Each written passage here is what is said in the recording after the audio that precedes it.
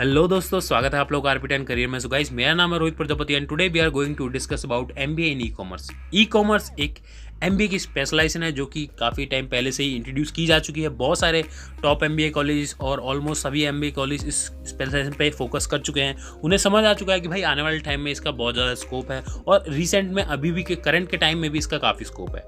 ठीक है, उसका रीज़न ये है कि देखो, इंडिया में इंटरनेट बहुत तेज़ी से ग्रो कर रहा है। अभी आज के टाइम में लगभग 55% जो इंडिया की आबादी है वो इंटरनेट यूज़ करती है। सोचो जब वो 90% हो जाएगा वो डाटा, तब क्या होगा। 90% जब इंडिया की आबादी इंटरनेट यूज़ करेगी तो उस टाइम इंटरनेट की जो इंडस्ट्री होगी या फिर ई कॉमर्स इंडस्ट्री होगी वो कितना ग्रो कर चुकी होगी।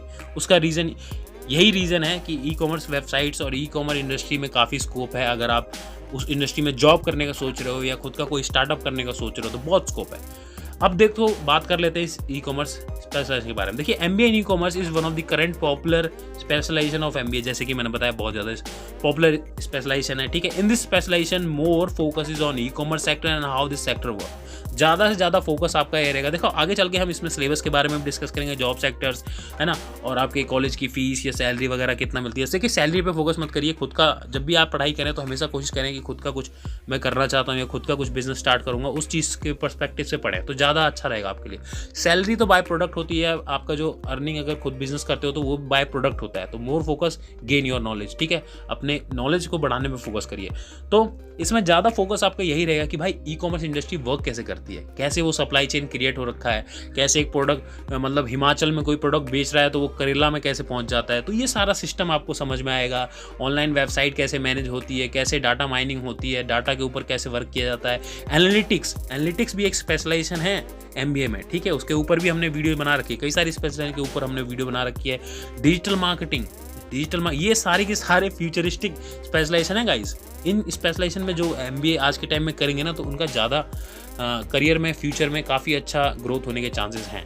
ठीक है, तो मेन फोकस आपका ई कॉमर्स पे रहेगा। सिलेबस के बारे में अभी हम थोड़ा डीपली डिस्कस करेंगे आगे चल के। ठीक है, तो this program is 2 year program, 2 साल का प्रोग्राम होता है। अगर आप जिन मोस्टली आप में से पता होगा, ज़्यादातर बच्चों को, जिनको नहीं पता है उनके लिए बता दूं कि 2 साल का प्रोग्राम होता है गाइज।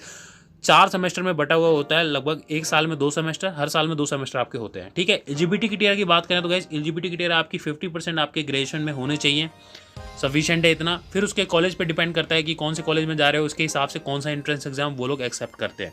ठीक है, तो ये कुछ एंट्रेंस एग्जाम्स है लाइक कैट, मैट, सी मैट, जी मैट। जी मैट हो गया आपका मतलब अगर आप देश के बाहर से करना चाहते हो, ठीक है, अब्रॉड से करना चाहते हो, तो आपका एक अच्छा खासा वैलिड स्कोर होना चाहिए जो उस एंट्रेंस एग्जाम को क्लियर कर सके और आप आसानी से अच्छे से किसी टॉप कॉलेज में कोशिश करिएगा कि टॉप कॉलेज में आपका एडमिशन होता है तो ज़्यादा बेनिफिशियल रहेगा। तो ये कुछ एलिजिबिलिटी क्राइटेरिया हैं। अब बात कर लेते हैं सिलेबस का कि आपको पढ़ने को क्या मिलने वाला है। ठीक है, ये बड़ा मज़ेदार चीज़ होती है कि भाई मैं पढ़ूंगा क्या, बड़ा मज़ेदार वाला काम होता है। सो फर्स्ट ईयर में देखो मोस्टली कॉमन सब्जेक्ट्स होते हैं। ऑलमोस्ट सभी के सभी स्पेशलाइज में कॉमन सब्जेक्ट्स होते हैं। वो क्या होते हैं, देखिए, one of the common subject marketing management. ये तो हर एक स्टूडेंट को पढ़ना पड़ता है। मार्केटिंग मैनेजमेंट है ही ऐसी चीज़, उसमें मतलब मार्केटिंग से रिलेटेड बहुत सारी चीज़ें आपको समझ में आती है। पूरी की पूरी हमने मार्केटिंग मैनेजमेंट की एक सीरीज़ चला रखी है, आप चाहो तो उसे चेकआउट कर सकते हैं। और जो मैंने पिछले एंट्रेंस एग्जाम्स के बारे में बताया उसके ऊपर भी पूरी वीडियोस हमने काफ़ी सारे बना रखे हैं। चाहो तो आप पर्टिकुलर एंट्रेंस एग्जाम्स के बारे में जान सकते हो। हमारी प्लेलिस्ट वाले एरिया में जाइए, वहाँ पे सभी से रिलेटेड प्लेलिस्ट अवेलेबल है। ठीक है, तो मार्केटिंग मैनेजमेंट आपको पढ़ने को मिलेगा। फिर मैनेजरियल इकोनॉमिक्स हो गया, इकोनॉमिक्स के बारे में आपको पढ़ने को मिलेगा कि भाई कैसे एक मैनेजर इकोनॉमिक्स के रिलेटेड चीज़ों से सोच सकता है, कैसे कैसे डिसीजंस लेने पड़ते हैं वगैरह वगैरह। कॉर्पोरेट फाइनेंस समझना आपको ज़रूरत है। अकाउंटिंग भी बहुत ज़्यादा ज़रूरत है। आपको समझना पड़ता है कि भाई बैलेंस शीट कैसी है। देखिए, अगर आप एक कॉमर्स के स्टूडेंट है तो आपको पहले से ही अच्छे से जान पहचान होगी इस चीज़ से रिलेटेड। ठीक है, तो आपके लिए काफ़ी आसानी भी रहने वाली है। और अगर साइंस से भी हैं तो कोई दिक्कत नहीं है, पढ़ोगे तो सब समझ आ जाएगा। ठीक है, साइंस वाले बच्चे वैसे भी भैया मैथमेटिक्स में अच्छे होते हैं। ठीक है, introduction of E business online E websites पे कैसे बिजनेस होता है, ई कॉमर्स इंडस्ट्री कैसे वर्क कर सकती है। जैसे कि मैंने बताया, ये कुछ कॉमन सब्जेक्ट्स, दूसरे सब्जेक्ट्स हो सकते हैं जो कि आपके स्पेशल से रिलेटेड इंट्रोड्यूस किए जाते हैं। कई बार फर्स्ट ईयर में भी पढ़ा देते हैं। इंट्रोडक्शन ऑफ नेटवर्किंग कैसे वर्क करती है, कैसे सिस्टम वर्क करता है पूरा। और भी कई सब्जेक्ट्स हो सकते हैं आपके फर्स्ट ईयर में, depend on your college. Second year में बात कर लेते हैं। देखिए, सेकेंड ईयर में ये कुछ सब्जेक्ट्स आपको पढ़ने को मिलेंगे जो कि सेकेंड ईयर देखो आ जाता है आपका स्पेशलाइजेशन का। उस टाइम आपको अपने स्पेशलाइजेशन से रिलेटेड कुछ इलेक्टिव सब्जेक्ट्स चूज करने पड़ते हैं आपको अपने सेकेंड ईयर में। वो कुछ सब्जेक्ट्स ये हो सकते हैं, मैंने कुछ एग्जाम्पल के तौर पे दिया है, डिपेंड ऑन योर कॉलेज कि उन्होंने कौन कौन सब्जेक्ट्स पढ़ाने चाहते हैं और कौन कौन से सब्जेक्ट आपके कॉलेज में अवेलेबल करा रखे हैं, ठीक है। सो इनमें से कुछ सब्जेक्ट्स हैं data mining, data warehousing. Data mining हो गया जैसे कि मान लो बहुत डाटा आज के टाइम में बहुत ज़्यादा इंपॉर्टेंट होता है कोई भी इंपॉर्टेंट डिसीजंस लेने के लिए।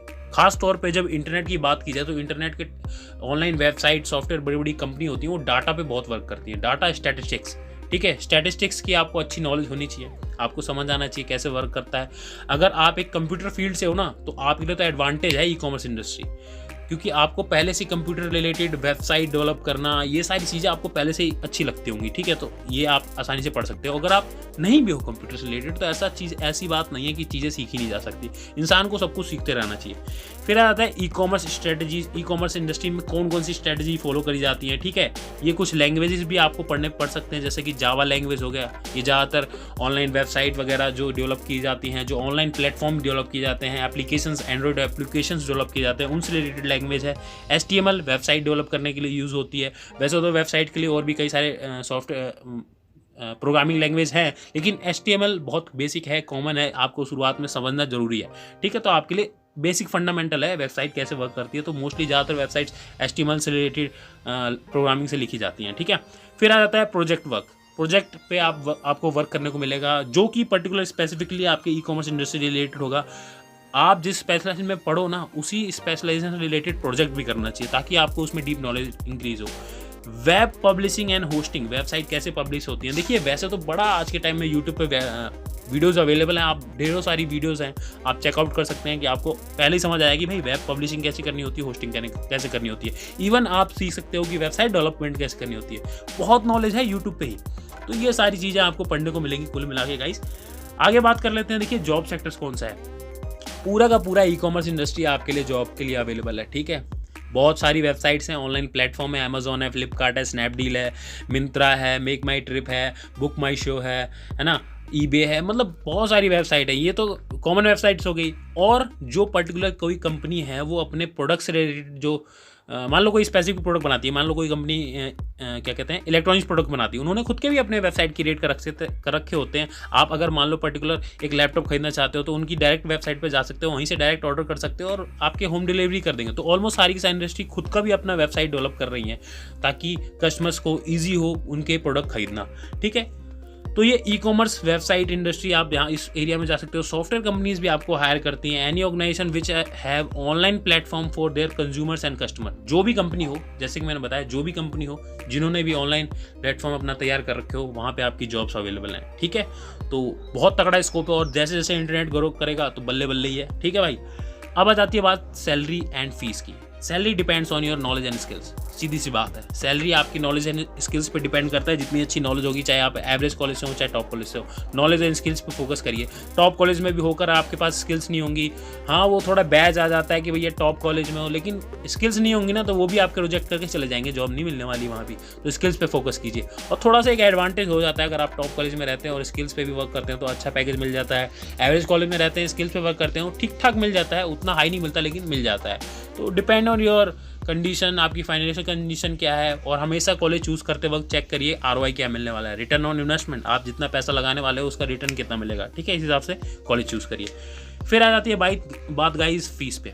Fees depends on your college, आप कौन सा कॉलेज चूज़ कर रहे हो उसके ऊपर डिपेंड करता है। देखिए बहुत सारे ऐसे टॉप कॉलेज भी हैं जो कि काफ़ी सस्ते में आपका MBA कंप्लीट हो जाएगा, लेकिन टॉप कॉलेज हैं जैसे कि FMS दिल्ली हो गया, काफ़ी सस्ती फीस है उसकी, ठीक है।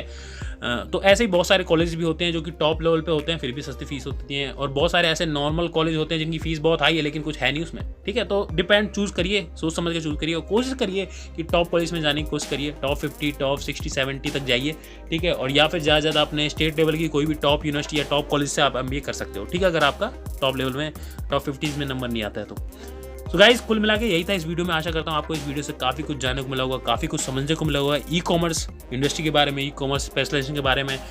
तो अगर आप इस इंडस्ट्री में या स्पेशलाइजेशन में इंटरेस्टेड हैं तो जरूर स्पेशलाइजेशन को लीजिए, आपको फ्यूचर में काफ़ी अच्छा स्कोप है। मिलते हैं गाइस अगली वीडियो में, तब तक के लिए नमस्कार।